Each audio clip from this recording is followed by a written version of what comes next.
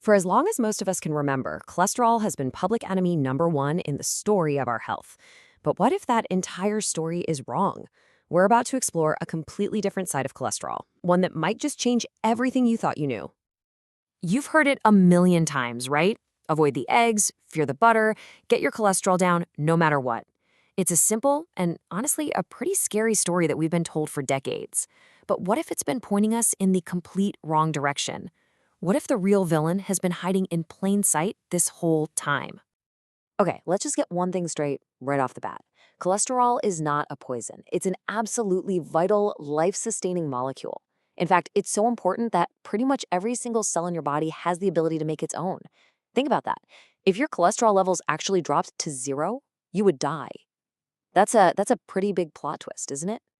So let's officially do a little reframing here. We're going to move cholesterol out of the villain column and into its rightful place as a biological ally. And to do that, we first need to appreciate all the incredible things it actually does for us. And we're not talking about minor tasks here. These jobs are absolutely critical. Cholesterol is the literal building block for every single cell membrane you have. It's the raw material for crucial hormones like testosterone and estrogen. Your body uses it to make vitamin D from the sun. It insulates the wiring in your brain. It even helps you digest your food. It's so precious that your liver actually makes about 80% of what you need all on its own. All right, so knowing how important it is sets the stage perfectly for what's next. We're going to take on the three biggest, most persistent myths that have fueled our fear of cholesterol for generations. Time to separate fact from fiction. And here it is, the classic. Myth number one. We've all been warned about this one. Eat an egg, clog an artery. This idea basically treats your body like a simple kitchen drain, where any fat you eat just gets stuck. But our bodies are so much smarter and more complex than that. And this analogy just illustrates it perfectly. Think of your liver as a smart thermostat for cholesterol. It's constantly checking your levels and making adjustments. So if you eat a couple of eggs for breakfast, your liver senses that cholesterol coming in and just dials back its own production. If you go on a super low cholesterol diet, it dials its production up. It's always working to keep things in balance, which is why, for most people, the cholesterol you eat has very little to do with the cholesterol in your blood. Okay, on to myth number two. And this might just be the most famous oversimplification in all of medicine. LDL is bad, HDL is good. It's catchy for sure, but it completely misses what's actually happening inside your bloodstream. Let's try another analogy to make this really clear. Imagine cholesterol is just cargo. It's a waxy substance, so it can't just float around in your watery blood by itself. It needs to be carried around in little transport vehicles, kind of like buses. These buses are called lipoproteins, and LDL and HDL are two types of them. Now, the old story blames the cargo, the cholesterol, but the new, more accurate science shows the real danger comes from having too many buses on the road, creating a massive traffic jam. It's the number of buses that matters way more than the amount of cargo they're carrying. And that idea that the number of buses is what's important, that leads us perfectly into our third and final myth. If you've ever had your cholesterol checked, you probably got a standard test. And while it's a starting point, it can actually create a really dangerous blind spot. And here's why. That standard test, it measures the total weight of the cargo, all the cholesterol, but it doesn't tell you how many buses are on the road. So you could have normal cholesterol levels by weight, but a dangerously high number of particles, which puts you at high risk without you even realizing it. It's kind of like trying to judge rush hour traffic by weighing all the passengers instead of just counting the cars. It just doesn't give you the right information. So, we've tackled the big myths. If cholesterol in our food isn't the main problem, and if LDL isn't automatically bad, then what in the world actually causes our arteries to get clogged? Well, it's time to meet the real culprits. What you're looking at here is the process of atherosclerosis, which is just the scientific name for plaque building up. But the single most important thing to understand is that this doesn't just happen out of the blue. Cholesterol can't stick to a healthy, smooth artery wall. That wall has to be damaged first. This is the scene of the crime. So how does it happen? You can think of it as a three-step process. First, the delicate inner lining of your artery gets damaged by things like high blood sugar, smoking, or high blood pressure. Second, that damage creates tiny little cracks, and only the small, dense cholesterol particles are small enough to wiggle through and get trapped. The big, fluffy particles, they just bounce right off.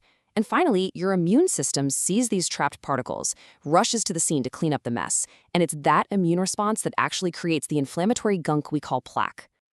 And this brings us to what might be the single best way to think about all of this. Blaming cholesterol for heart disease is like showing up to a house fire and blaming the firefighters.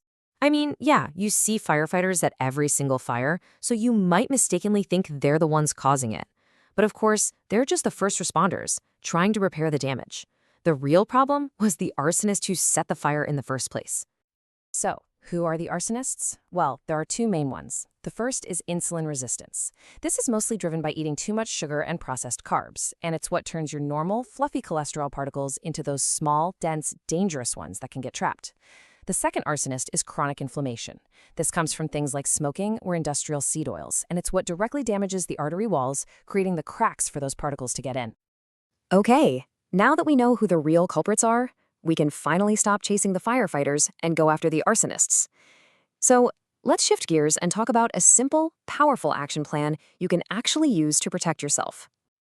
And the best part is, you can start with a standard blood test that you might already have. Just find your triglyceride number and divide it by your HDL number.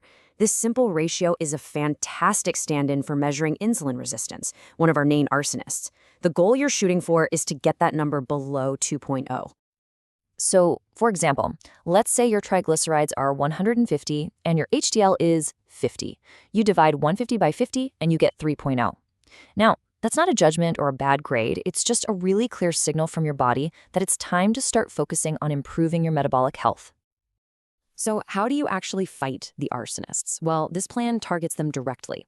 Take a look at the first 2 points. Cutting out sugar and refined carbs directly fights insulin resistance. That stops your particles from turning small and dangerous. Avoiding industrial seed oils starves the fire of inflammation, and the other two are just as powerful. Moving your body, even just a brisk walk, makes your whole system work better. And stopping smoking, that's the fastest way to stop pouring gasoline on the fire. It puts an end to that constant, direct damage to your artery walls. Now, armed with all of this new information, you can go to your doctor and have a totally different, way more productive conversation. Instead of just focusing on that one total cholesterol number, you can ask some smarter questions. You can ask about getting an ApoB test to actually count your particles, the buses from our analogy. Ask to check your fasting insulin and that triglyceride/HDL ratio. And it's also worth asking to check your LPA level just once, since it's a really important genetic risk factor that standard tests almost always miss. So, when you boil it all down, what's the real takeaway here? I think it's that when we finally understand the true story, we can shift our mindset from a place of fear to a place of genuine empowerment. This isn't about fighting some scary number on a lab report anymore. It's about getting to the root causes. So I'll leave you with this final thought to chew on. What if the key to a long, healthy life isn't about waging a war on an essential molecule, but is simply about creating an environment inside our bodies where it never becomes a problem in the first place?